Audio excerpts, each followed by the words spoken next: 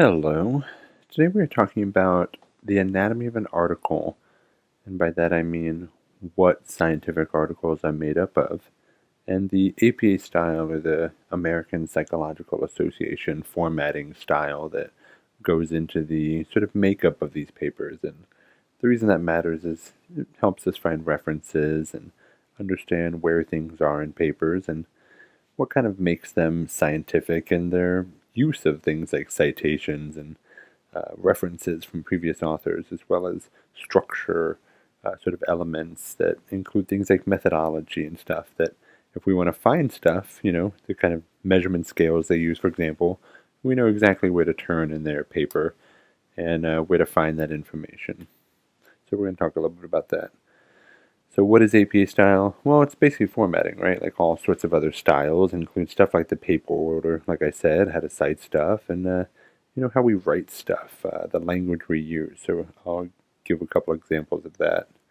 So first of all, we talk about paper order. So the overall structure of your papers that you write, right? We always see the title page first, of course, and the references near the end after the paper itself, right? The body of it, the intro and methods and all that stuff.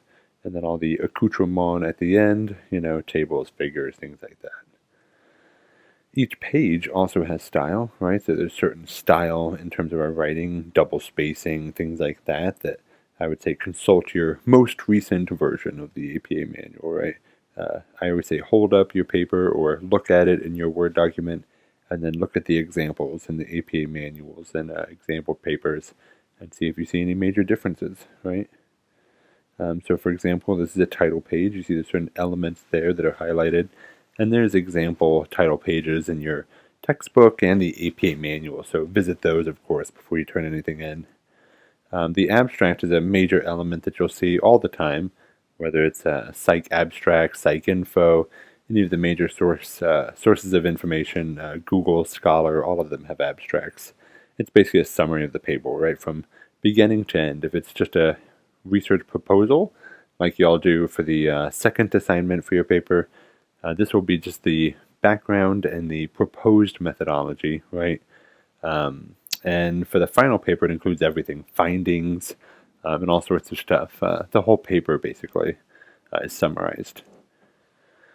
Another part of APA is how the structure of the paper goes about, right? The use of headers, or the presence of headers. Some papers don't use things like headers. We use them to separate sections of the paper, right? So whatever, depression, anxiety, the major concepts that you're discussing a lot of times become your headers.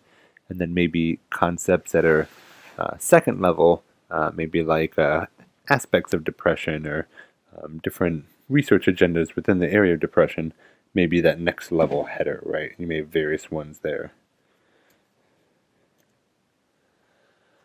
Within the overall body of the paper, one of the first things you see is the intro and lit review, and I'll distinguish these sometimes, saying that the intro is really the introduction of the paper and the first few sort of paragraphs there, and then you get to the major lit review, where you come into the research articles, major distinctions, like I said, of maybe depression or anxiety, and then hopefully you then get to your hypotheses, your predictions, right? Which you offer the reader of your paper in terms of predictions. And after that would be your methodology, results, discussion, all of that, right? The methods is next, and this is sort of the proposed methodology in your individual proposal. It'll be a completed past tense methodology in the final draft, remember. But this will include your participants, measures or materials that you use, and the procedures you use to collect this data using participants or whatever. The major thing that you have to think of when writing a methods paper or when you read one is it should be detailed to the degree that you should be able to replicate this study. You should be able to do everything that they did in the same way, in some sort of replicatory sort of way. And if anything's missing, you can't do that, right? So you have to detail this for the reader. The results in the discussion are the last parts of the manuscript you'll find, and the results is detailed with like statistics and things like that, where discussions usually don't have statistics, but maybe have a citation or two referring back to the lit review, saying what was supported, what was not. as well as maybe looking to maybe shortfalls or shortcomings that future studies could take care of, maybe things that were done different that maybe resulted in differences, that sort of stuff. Maybe people should explore further, right? And the last, of course, the reference page, and seems silly, but really important in terms of finding more research. So as you collect data now, you may find reference pages that are chock full of information or references that you should go find and read to see if they pertain to your study that you're hoping to do, right?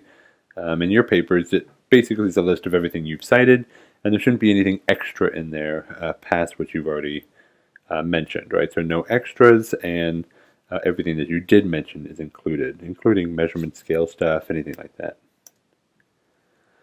So when do you use references? Well, that's a major aspect of like plagiarism and all of that, right? So one reason we use references in scientific work is to sort of give a reference or a shout out, if you will, to some idea or concept that you or, other people you may even be talking about didn't invent, right? So you cite somebody who invented or coined that phrase, maybe had the original findings in an area that are kind of sort of the foundation of future work, super important.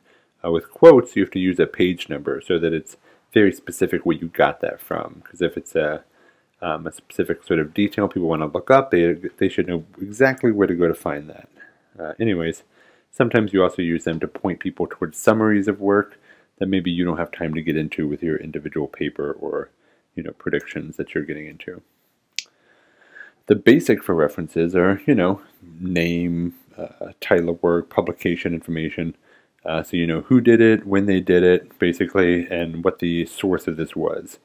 Was it a clinical type of journal? Was it a peer-reviewed journal? Was it a newspaper? You can learn a lot, actually, from the reference. But, basically just include everything the APA references tell you to include, right? So that's usually names, last name, first initial. We'll go through this. But also the year, the title of the article or book or whatever. And then if it's a scientific article, the journal title, volume, and a page number, right? An example of this is a single author book here, Harry Potter and the Half-Blooded Prince, one of my favorites. I don't even know if that's the real citation for it. But the idea here is that you have the name and title of the book, and in this case the publisher. And this has changed slightly with the APA manual, so of course reference those. These are just examples. Don't use these as end-all, be-all examples of APA style. You'll see here, this is more the journal article, so you have the title of the article, then you have the title of the journal, the volume, and the page number. And of course within this there's italicizing and stuff like that. Then again, see the examples that aren't in PowerPoint, which is hard to format exactly right. In this case we have two authors. Notice the ampersand there between the two names. The spacing changes, for example, between the initials there, whether it's G.M. or G.space.M. And of course the italicizing of like the journal title, your Journal of Broadcasting and Electronic Media, and then the journal volume, in this case 29, is italicized usually too. Anyways, multiple authors, you just put the names and then the ampersand before the last one. There's a new rule now after I think it's 5 authors, you don't have to include all the authors even in the reference section, which is interesting. Anyways, articles and magazines get a slightly different formatting, check that, as well as web pages, which y'all use a lot. I remember to only use popular press sort of stuff very early in the paper for maybe some statistics or something. Anyways, one other major part of the APA style is not just the formatting, but also how we talk about articles, right? So we call that sort of technical writing, colloquialism, things like that. Also, we talk about summarizing versus quoting a lot, and inflammatory language that can be sort of questionable in terms of how you phrase or how you speak to your participants or the concepts that you're speaking to. Anyway, so remember, technical writing, the point of it is to describe something, right? Sometimes a theoretical idea, sometimes research findings, sometimes your findings, but you want to describe something, and you want to do that as brief as possible. They're trying to save space always in journals. Online, it doesn't matter so much. Before, it was really a space issue. Even if it's not space in terms of print media, it's time and attention people have to pay to it, right? So it's describing in as brief words as possible. Brevity is important, but also using this scientific backbone. So references, giving homage to past theories or ideas that are related to what you're talking about. All of that is super important too. As we're doing that, we're usually summarizing other people's work.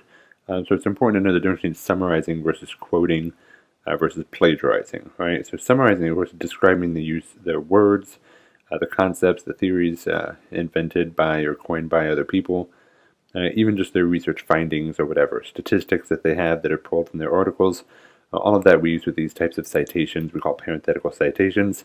Some people use footnotes, that sort of thing. In APA, we use this parenthetical referencing. And you see the different styles there with the different number of authors. The over 5 authors thing has changed recently. And now it's even in the references, I don't think you list them all, which those poor 5th and 6th authors, oh well. For quoting, remember, if you're using the exact words of someone, you have to also use the page or include the page number with that, right? And there's an example at the bottom there. You can integrate it into sentences, or you can have them separated out. If they're separated out, usually it's because they're bigger, so it's like over 3 lines or something. Usually you italicize it and indent it 1 or 2 times. But anyways, look at your manuals for examples of those. I do not recommend any long quotes.